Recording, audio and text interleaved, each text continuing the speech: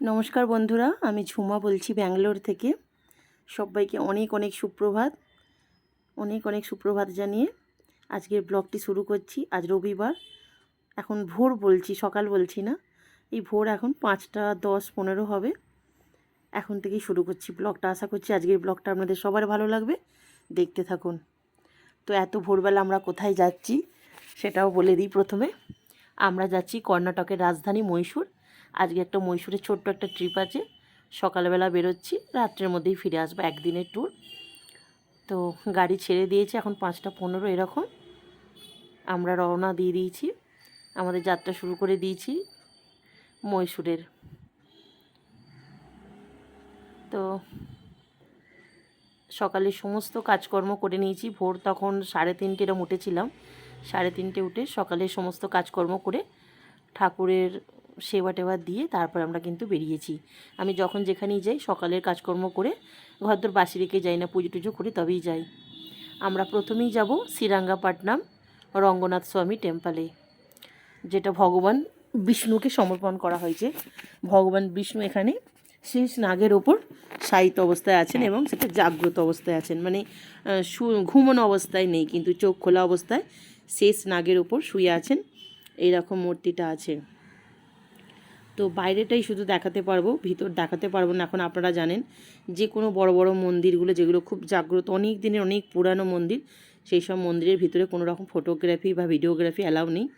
তো আমরা এখনও মন্দিরের ভিতরে যাইনি, দর্শন হয়নি, যাচ্ছি। দোকানপাটও এখনও সবগুলো খোলেনি, মানে এই সকালটা জাস্ট হয়েছে, বুঝতেই পারছেন। তার মধ্যে তবু কিছু কিছু দোকানপাট খুলে গেছে। তো আমাদের সকালটা আজকে শুরু হচ্ছে, ব্লগটা শুরু হচ্ছে ভগবান বিষ্ণুর দর্শন করে।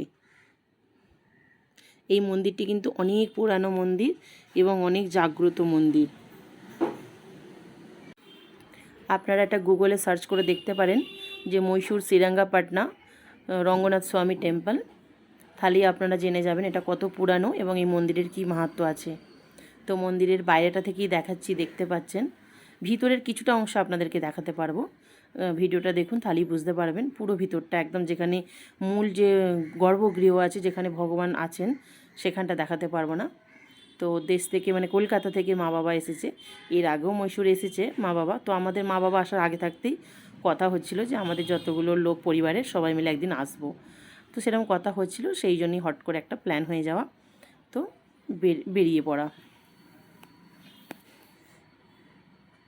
এখানে ভগবান বিষ্ণুকে কিন্তু আমাদের দেশে করে যেমন ফুল ফল দিয়ে পুজো হয়, এখানেও ফুল টুল দিয়ে পুজো হয়। এখানে তো জানি নারকোল ফুলটা দেয়।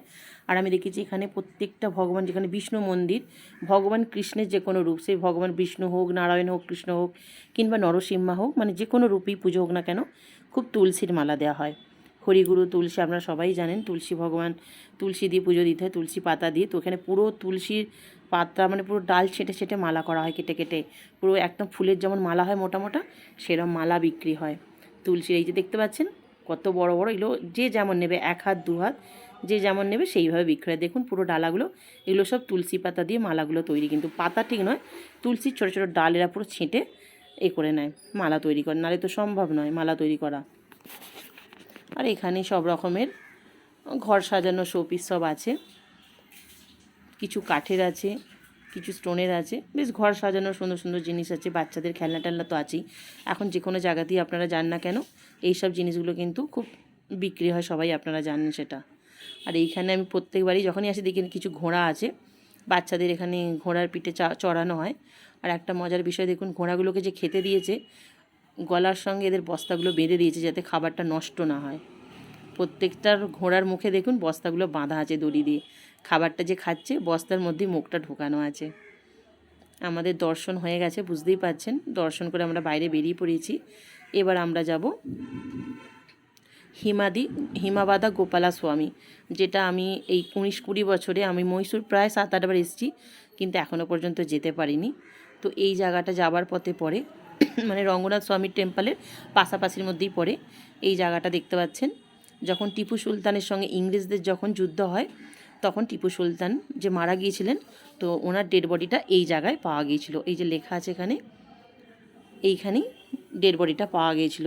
তো তো আরও অন্যান্য সময় যদি কখনো আসি খুব ভালো করে টিপু সুলতানের যে প্যালেস আছে ফেশাল অনেক রকম সেই সব রাজপ্রাসাদগুলো, যদিও আর কিছু নেই, কিছু কিছু যে ধ্বংসাবশেষগুলো আছে সেগুলো একদিন আপনাদের অবশ্যই দেখাবো।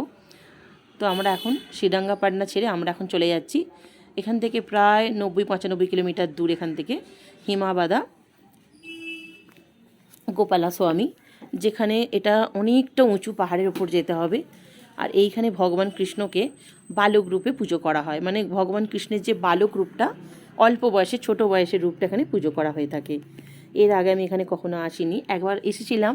তো এখানে কিন্তু একটা কথা বলে দিই, এখানে সকাল 8:30 কি 9টা থেকে, আমি ডেটটা টাইমটা ভুলে গেছি, কিন্তু বিকাল 4টের মধ্যে এখানে পৌঁছাতে হবে। 4:05 হয়ে গেলে পারবেন না, কারণ আমরা যখন এর আগে এসেছিলাম 4:05 হয়ে গিয়েছিল, আমাদের ফিরে যেতে হয়েছিল। আমরা এসে গেছি গেটের সামনাসামনি, এখানে আমাদের গাড়ি পার্ক করে। তবে এখানে কিন্তু আপনারা নিজেদের প্রাইভেট কারে আসুন বা যাতেই আসুন না কেন, আপনারা উঠতে পারবেন না। এখানে গভর্নমেন্ট যে বাস আছে সেই বাসই আপনাদেরকে এখানে উঠতে হবে নিজেদের গাড়ি রেখে। তো আমরা যাতে সময় নষ্ট না হয় সেই জন্যই বাড়ি থেকে কিছু ব্রেড আর কিছু কলা নিয়ে এসেছিলাম, একটু শশা এইসবগুলো নিয়ে এসেছিলাম, যে গাড়ি চলতে চলতে খেয়ে নেবো, তাহলে অন্তত সময়টা আমাদের বেঁচে যাবে। যেহেতু সারাদিন ঘুরবো, 3বার যদি হোটেলেই লেগে যায় সময়, ওখানে 3 ঘন্টা সময় নষ্ট হবে। তারপর তো এদিক সেদিক থাকি অনেক রকমের কাজ। তো একটু কলা পাউরুটি আনা হয়েছে, তারপরে এখানে একটু কলা পাউরুটিটা খেয়ে নিচ্ছি। খেয়ে নিয়ে এই যে লাইন দেখতে পাচ্ছেন, এখানে টিকিট কাটতে হয়েছে, বাসে ওঠার জন্য টিকিট কাটতেই হবে। এখানে এক একজনের মাথা পিছু 60 টাকা করে টিকিট লেগেছে। দেখতে পাচ্ছেন কত গাড়ি এখানে পার্ক করতে হয়েছে। গাড়ি পার্ক করে এখানে আমরা টিকিটের লাইন দিয়েছি, 60 টাকা করে নিয়েছে, আবারও বললাম। তো এইরকম লাইন দিতে হবে, এবং একটা বাসে যতগুলো লোক উঠবেন সেইভাবে ওদের একটা একটা করে বাস আছে। বাস কিন্তু একটা দুটো না, অনেকগুলোই বাস আছে। এই যে দেখতে পাচ্ছেন আমরা লাইন দিয়ে আছি, এটা ভিতরে ঢুকবো, ভিতর থেকে বাসে উঠতে হবে।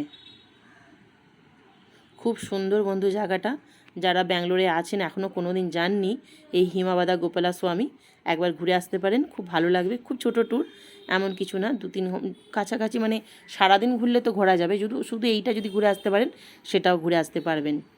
এই যে বাসে এবার লাইন দিয়েছি আমরা, আগে ওখানে লাইন দিয়েছিলাম টিকিটের লাইনে, এবার আমরা এখানে লাইন দিয়েছি বাসে ওঠার জন্য।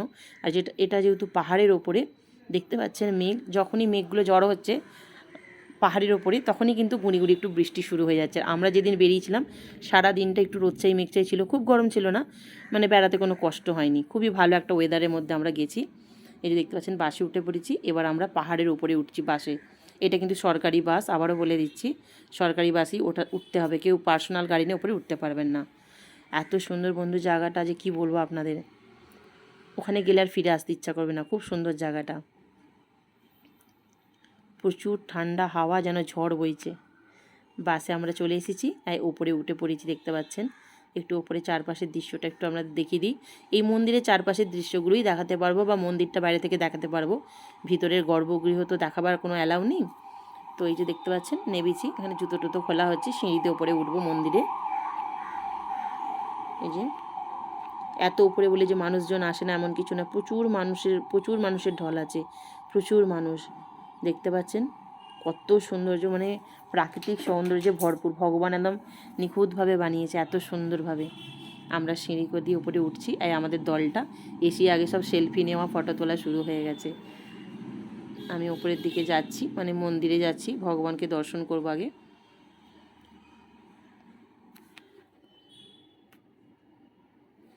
কেউ যদি এই জায়গাটা এসে থাকেন সেটা অবশ্যই কমেন্টে জানাবেন আমার এই ভিডিও দেখে, যে আপনাদের কেমন লেগেছে। এই যে ভিতরে যাচ্ছি, লাইন দিয়ে দেখুন এখানে কতটা ভিড় আছে পরিমাণে, দেখুন যে অনেক উপরে বলে লোকজন নেই তেমনটা কিন্তু নয়, এরকম গ্রিল দিয়ে ঘেরা আছে, লাইন বাই লাইন এরকম ঘুরে ঘুরে ঘুরে ঘুরে আসতে হবে।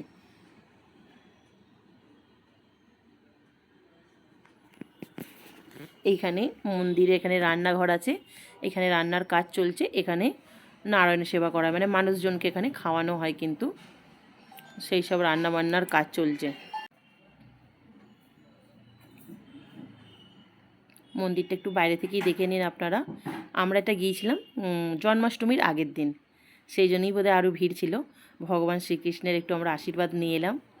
জন্মাষ্টমী আমার বাড়িতে এখনও পর্যন্ত আমি কখনো পুজো করিনি, মানে এখনও তুলিনি, তুলবো। আমার ছেলেটার একটু বড় হয়ে যাক, আর একটু সংসারটা আমার হয়ে যাক, তারপরে আমি তুলবো, কারণ একা হাতে কাজ করতে গেলে অনেকটা অসুবিধা হয়ে যায়। তার জন্য এই যে মন্দিরের বাইরেটা দেখে নিন একটু, যে গর্ভগৃহ আমরা লাইন দিয়ে দিয়েছি।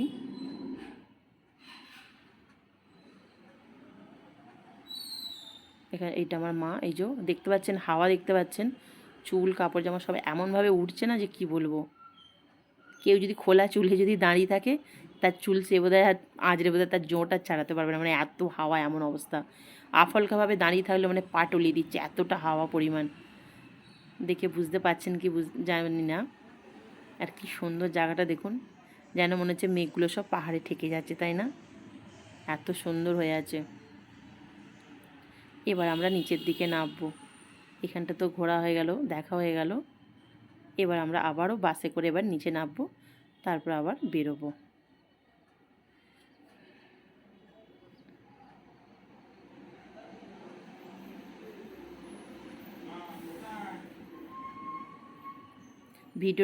ভিডিওর মাধ্যমে বোঝাতে পারছি কি জায়গাটা কতটা সুন্দর। দেখুন এই আন্টিটা দেখুন, মাথার উপর থেকে একটা কিছু দেয়া ছিল, কাপড় খুলে নিয়ে নিল, নাহলে উড়ে পড়ে যেত। এতটা হাওয়া, খুব সুন্দর জায়গা। যে কজন গেছি সবার খুব পছন্দ হয়েছে। আপনারা যদি কেউ গিয়ে থাকেন, দেখে থাকেন এই জায়গাটা, তো আপনাদের কেমন লেগেছে অবশ্যই কমেন্টে জানাবেন। আর কেউ যদি এখনও না গিয়ে থাকেন তো একবার দেখে আসতে পারেন, খুব সুন্দর জায়গা।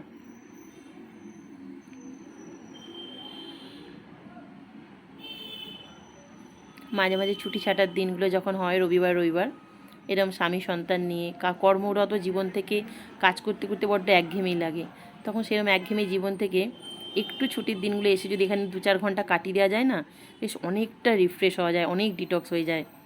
শুধু শরীর ডিটক্স করলে হয় না, মনটাও আমাদের ডিটক্স করতে হয়, তাই না? মাঝে মাঝে এইরকম ঘুরে বেড়ালে বেশ ভালোই লাগে। তো আমরা সেখান থেকে মানে বেরিয়ে পড়েছি। আমরা এখন যাব অন্য জায়গায়, তার আগে এখন দুপুর প্রায় 1টা মতো বাজে। তো সবাই ভাবলাম একটু লাঞ্চটা সেরে নিই, সেই জন্য আমরা হোটেলে ঢুকেছি। একটু খাওয়া দাওয়াটা আগে করে নেব, দুপুরের খাবারটা খেয়ে নিয়ে তারপর আমরা আবার যাব। এবার আমরা যাব চামুন্ডা হিল, আগে খাওয়াটা খেয়ে নেব, দুপুরের খাবার। তো দুপুরের খাওয়া দাওয়া যখন হয়েছে তখন আর ভিডিও করা হয়নি, ভিডিও করতেই ভুলে গেছিলাম, সবাই মিলে হই করতে গল্প করতে।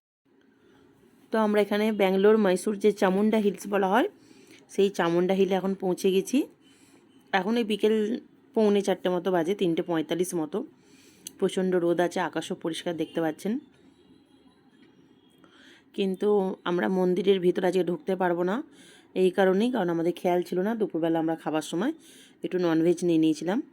তো এখানকার সমস্ত মন্দিরে কিন্তু ননভেজকে। এটা আমরা এখন চামুন্ডা হিলে পৌঁছে গেছি, মহীশূর চামুন্ডা হিল। আমরা একদম মন্দির থেকে তো অনেকটা দূরে, তো সেখান থেকে গাড়ি নামিয়ে দিয়েছে, তো সেখান থেকেই যাচ্ছি। ভিতর দিকে যে মেলা মতো বসেছে সেই সবগুলোই একটু দেখছি, ঘুরছি। চামুন্ডা হিলটা আসাটা অনেকটা লসই হয়ে গেছে, কারণ আমরা দুপুরবেলা যখন খাবার খেয়েছিলাম তখন ননভেজ খেয়ে নিয়েছিলাম, তো সেই জন্য মন্দিরটা দর্শন হলো না, মানে ভিতরে আর ভগবানকে মাকে দর্শন করতে পারলাম না। তো বাইরে থেকে মন্দিরটা একটু দর্শন করে নিচ্ছি, আর আপনাদেরকেও একটু দর্শন করিয়ে দিচ্ছি। দেখুন, আপনারা দেখে নিন। এটা হচ্ছে ব্যাঙ্গালোর, কর্ণাটকের চামুন্ডা হিলস, মহীশূর।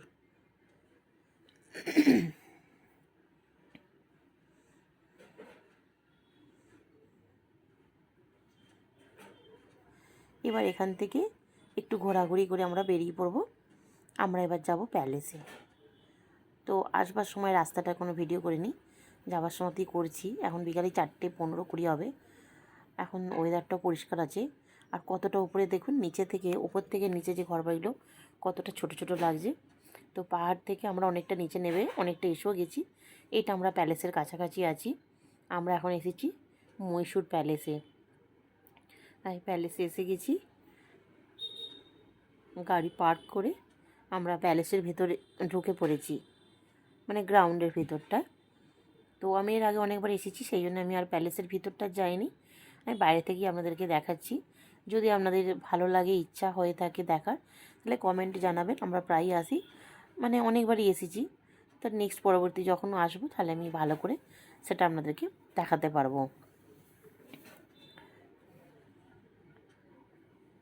প্রথম যখন এসেছিলাম সেই দেখার ভালো লাগা অভিজ্ঞতাটা তখন একটা অন্যরকমই হয়। যে কোনো জিনিস প্রথম দেখলে, প্রথম খেলে যেটার যে ভালো লাগাটা থাকে, সেই জিনিসটা অনেকবার হয়ে গেলে ততটা জিনিসটা লাগে না। তো আমি মহীশূরে প্রায় 6-7 বার এসেছি, এর আগেও বললাম। তো প্রথম যখন দেখেছিলাম, মানে বইয়ে পড়েছিলাম রাজপ্রাসাদ রাজপ্রাসাদ, চোখে তো দেখিনি। তো ব্যাঙ্গালোরে যখন প্রথম আসি বা ব্যাঙ্গালোরে এসে যখন এই প্রথম রাজ প্যালেসে আসি, দেখে সত্যি খুব অবাক হয়েছিলাম। মানে দেখে আনন্দও লেগেছিলো, অবাকও হয়েছিলাম যে এত সুন্দর এত সুন্দর জিনিস, দেখতে খুব ভালো লেগেছিলো। আমরা প্যালেস থেকে বেরিয়ে পড়েছিলাম, সেই সময়টার ভিডিও করিনি। তো আমরা এখন একটা বৃন্দাবন গার্ডেন এসে পৌঁছেছি। এটাই আমাদের যে সারাদিন এটাই লাস্ট জায়গা, এখান থেকে আর কোথাও যাব না। তো সারাদিন ঘোরাফেরা করে আর শরীরটা যেন মানে অনেক টায়ার্ড হয়ে পড়েছি। তো সবাই প্রথমে বললাম বৃন্দাবন গার্ডেন ভিতরে ঢোকবার আগে আগে সবাই একটু চা খাবো, চা খেয়ে একটু এনার্জি নেব, তারপর আমরা ভিতরটা ঢুকবো। তো চাটা খেয়ে ভিতরে এসেছি। এই যে লাইনটা দেখতে পাচ্ছেন, এটা ভিতরে ঢোকার লাইন। টিকিট কাটারও লাইন আছে, টিকিট কাটার লাইনও যেমন এরকম ভিড়, আর এইরকমই ভিতরে যে এন্টার করবে সেই লাইনটাও এইরকমই ভিড়, মারাত্মক রকম ভিড়। যখনই আসি তখনই এরকম ভিড় থাকে। আমি প্রথম যখন এসেছিলাম তখন যদিও প্যাকেজে এসেছিলাম ট্র্যাভেলসে, তখন এলে কিন্তু সঙ্গে যে গাইড যে থাকেন তারা কিন্তু সব কিছু, সব গল্প রহস্য সব কিছু বলতে বলতে নিয়ে আসেন। কখন কি হয়েছিল, কোন রাজার আমলে, সেই সময় কোন আমল লাস্ট যে ছিল। এখনও এই বংশধর আছেন রাজ প্যালেসের, কিন্তু এখন উনি বাইরে থাকেন, যেটা খবরের মাধ্যমে বা এতে আপনারাও সার্চ করে দেখতে পারবেন গুগলে। কিন্তু আমি যখন প্রথম এসেছিলাম, এই যে গাইড থাকে না, সব জায়গায় সব কিছু ঘটনা ইতিহাসটা বলতে বলতে আসে। তো সেটা খুব ভালো লেগেছিল, তো কিছু মাথাতেও ছিল।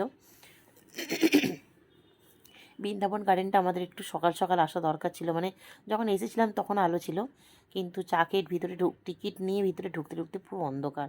সেজন্য সেইভাবে চোখের সামনে যেটা যেভাবে দেখছি সেইভাবে ক্যামেরায় বোঝাতে পারছি কি জানি না, কারণ চারিদিকে অন্ধকার, ছোটো ছোটো লাইট জ্বলছে।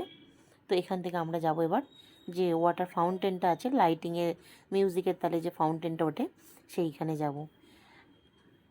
তো আমরা এসেও গেছি কথা বলতে বলতে। এবার আপনারা এখানটা একটু দেখুন আর মজা নিন।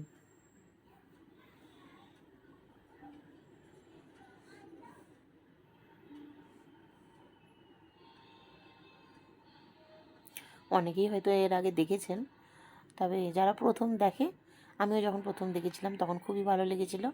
আর যে কোনো জিনিস প্রথম দেখার মধ্যে, প্রথম পাওয়ার মধ্যে তার একটা আনন্দ, একটা মজাটা একটা আলাদা থাকে, তাই না?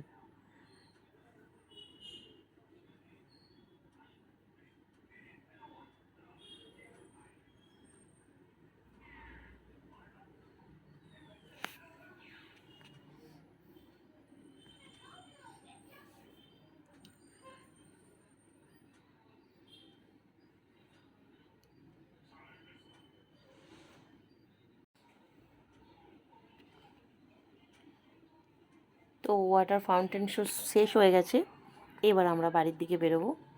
আবারও বলছি, ভিডিওটা কেমন লাগলো অবশ্যই কমেন্টে জানাবেন। যদি ভালো লেগে থাকে একটা লাইক শেয়ার সাবস্ক্রাইব করে দেবেন। আর অবশ্যই অবশ্যই প্লিজ চ্যানেলটা সাবস্ক্রাইব করে দেবেন কিন্তু। আর নতুন কোনো বন্ধু যদি দেখে থাকেন, যারা অলরেডি সাবস্ক্রাইব করে দিয়েছেন তাদেরকে অসংখ্য ধন্যবাদ। আর যারা নতুন বন্ধু আছেন তাদেরকে অনুরোধ করলাম একটু চ্যানেলটিকে সাবস্ক্রাইব করে দেওয়ার জন্য।